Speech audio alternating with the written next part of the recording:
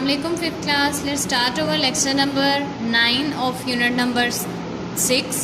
ठीक है स्टूडेंट्स, आज हम okay students open your page number 55. Last time हम इससे रिलेटेड डिस्कस कर रहे थे फर्स्ट एड के बारे में. फर्स्ट एड में हमने पढ़ा था पॉइजनिंग एंड नोज ब्लीड.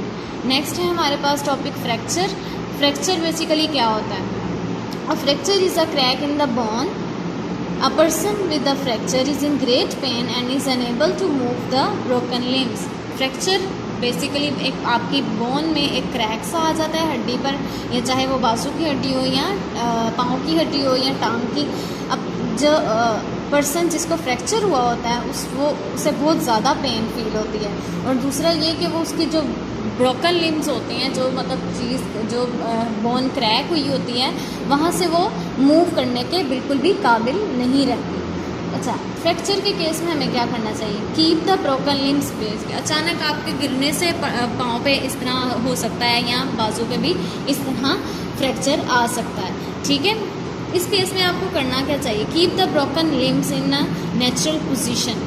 आपने जिस साइड पे बोन मूव नहीं कर रही, ठीक है, आपने उस साइड पे बिल्कुल नहीं लेके जाना, बल्कि उसी साइड पे रखना है जहाँ पे बाजू ठहरी हुई है. बाजू या पाँव, ये जैसे यहाँ पे पिक्चर में भी शो कर रहा है, उसकी नेचुरल पोजीशन पर ही रखें जहाँ पर ब्रोकन लिम्ब हुआ है.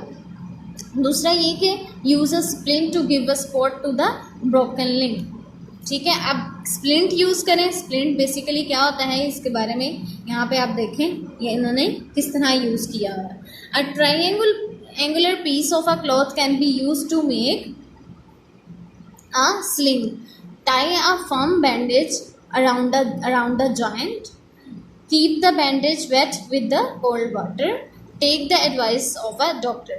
एक थर्ड पॉइंट में आपने क्या करना है? पहले तो स्प्लिट यूज़ करना है, यानी कि एक ऐसी चीज़ यूज़ करनी है जो ब्रोकन लिम्ब को सहारा दिए होती है. ठीक है, और ट्रायंगुलर पीस कपड़े का एक बना लेना है. ठीक है, और आपने उसको उसके साथ बिल्कुल जो टूटी हुई बाजू है या हड्डी है, जो फ्रैक्चर जहाँ पे हुआ हुआ उसके साथ आपने बांध देना है. Tie a firm bandage around the joint. ठीक है, और टाइट से एक बहुत ज़्यादा मजबूती के साथ आपने उसका बैंडेज करना है जॉइंट के साथ. जहाँ जॉइंट और उस जो दूसरी साइड है आपकी जो टूटी हुई है, उसको आपने इस तरीके से जोड़ना है कि जॉइंट के साथ वो जुड़ जाए. Keep the bandage wet with the cold water. और बैंडेज को आपने जहाँ पे बैंडेज बांध लिया है वहाँ पर उसको कोल्ड वाटर के साथ, ठंडे पानी के साथ, आपको ठंडी चीज़ के साथ टकोर भी करनी है, जिसे आप कहते हैं टकोर करें. ठीक है, जैसे आप बर्फ़ के आइस क्यूब्स ले लें या कोल्ड वाटर ले लें, तो उसमें आपने उसको रखना है फ्रैक्चर को. Take the advice of the doctor. उसके बाद अगर बहुत ज़्यादा स्वेयर केस हो जाता है तो आप डॉक्टर की एडवाइस लें. ठीक है. स्प्रेन बेसिकली क्या होता है? A twist in a joint, such as an ankle or wrist, can result in a swelling and is called a sprain. बल पड़ जाना. बेसिकली ट्विस्ट क्या होता है? बल पड़ जाना. अब जब एंकल आपकी जो कोहनी है और दूसरा आपकी जो कलाई है, ठीक है स्टूडेंट्स. अच्छा, इन दोनों में अगर कोई आपको पेन फील हो और मतलब मुड़ा हुआ फील हो या बल सा महसूस हो कि या वेन मूव नहीं कर रही, तो उस केस में क्या होता है? आपको स्वेलिंग भी आ जाती है. स्वेलिंग जब आना शुरू हो जाती है तो इसका मतलब है कि आपको स्प्रेन है. ठीक है, बेसिकली ये स्प्रेन की हो गई definition. Do not move the sprained joint. Tie an elastic bandage around the joint to keep it from moving.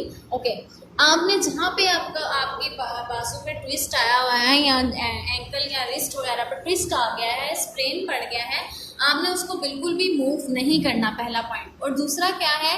एक इलास्टिक बैंडेज बांधना है आपने, जिस तरह ये पिक्चर पे शो हुआ है. ठीक है, जिस जॉइंट पर आपको ट्विस्ट आया हुआ है, और उसको कीप इट फ्रॉम मूविंग, ताकि उसको मतलब यानी कि जब आपका जो मूव कर रहा है उससे आपने हटा के रखना है ताकि मूव ना करे. ठीक है, बहुत मजबूती से बांधना है. Consult the doctor if necessary. और डॉक्टर के साथ अगर कंसल्ट करें अगर बहुत ज़्यादा स्वेयर केस हो, ज़रूरी हो. Burns from chemical. Third point है इस केस में किसी केमिकल की वजह से आप जल जाते हैं या आपके हाथ जल जाता है, बाजू जल जाता है, कुछ भी, ठीक है, उस केस में आपको क्या करना चाहिए? Use plenty of water to wash the chemical, wash off the chemical from the affected area. Okay, अगर कुछ केमिकल्स ऐसे होते हैं जो आपके हाथों या बाजुओं पे इस तरह अफेक्ट करते हैं कि आपको जलन महसूस होना शुरू हो जाती है, ठीक है, तो आप उस केस में क्या करें कि बहुत ज़्यादा पानी गिराएं, बहुत ज़्यादा पानी का यूज़ करें जो एरिया अफेक्ट हुआ है, जैसे आपको यहाँ पिक्चर पे शो करवाया हुआ है, ठीक है। Cover the affected area with the sterile cloth and और गेज, ठीक है। आपने जितना भी एरिया आपका अफेक्टेड हुआ है केमिकल से, आपने उसको स्टेराइल क्लॉथ से या गेज से कवर कर लेना है, ठीक है स्टूडेंट्स।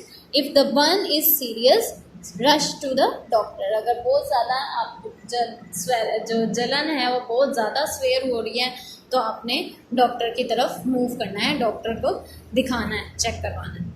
इसके अब दूसरे केस में हमने क्या करना है, एनिमल्स बाइट्स के केस में हमें क्या करना चाहिए, ठीक है।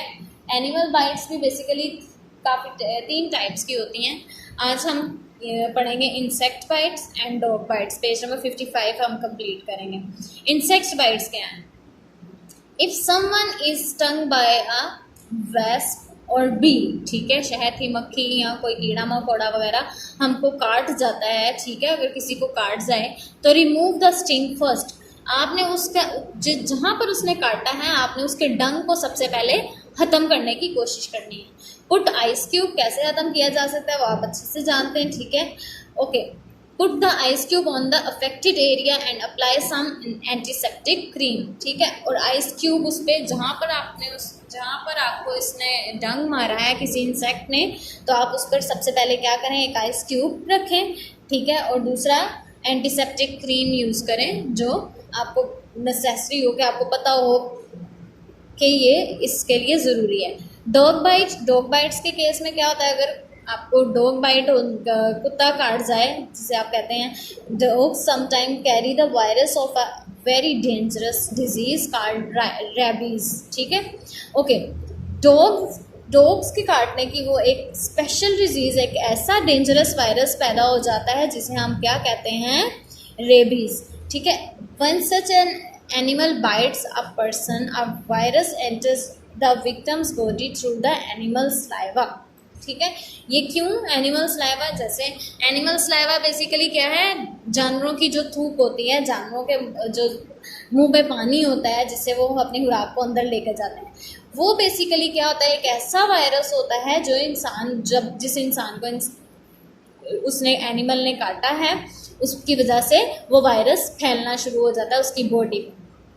उस केस में हमें सबसे पहले क्या करना चाहिए, wash the wounds with soap, ठीक है, हमको अच्छे से साबुन से धोना है, और water to wash away the germs, ताकि जम्स दूर हो जाएं। Bandage with the sterile gauze after gently rubbing and antiseptic lotion और क्रीम ऑन द वाउंड। इस केस में आपने क्या करना है, उसी तरह बैंडेज करना है स्टेराइल गेज से।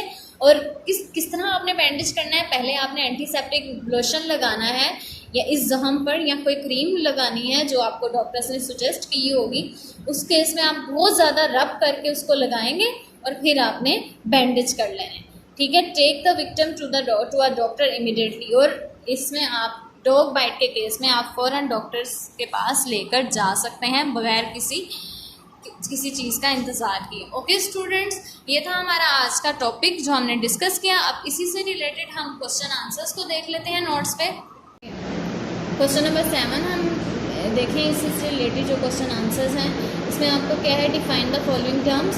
लास्ट टाइम हमारे ए और सी पार्ट हमने कर लिया था, और बी है फ्रैक्चर एंड स्प्लिंट, ठीक है, और डी पार्ट है स्प्लिट। अब फ्रैक्चर अभी हमने रीड आउट किया। Fracture is a crack in the bone. A person with a fracture is in a great pain and unable to move the broken limbs, ठीक है। ये पूरी होगी आपकी फ्रैक्चर की डेफिनेशन जो हमने अभी रीड आउट की है। लेक्चर में आपको इसके बारे में एक्सप्लेन कर दिया है। ओके, नेक्स्ट है आपको point number D, splint. Splint is use to give support to the broken limb, splint basically एक ऐसी चीज़ है, ऐसा मतलब फर्स्ट एड है जो आपको जो हम यूज़ करते हैं ब्रोकन लिम्ब्स को सहारा देने के लिए। ठीक है स्टूडेंट्स, ओके, आई होप आपको इस क्वेश्चन की समझ आ गई होगी।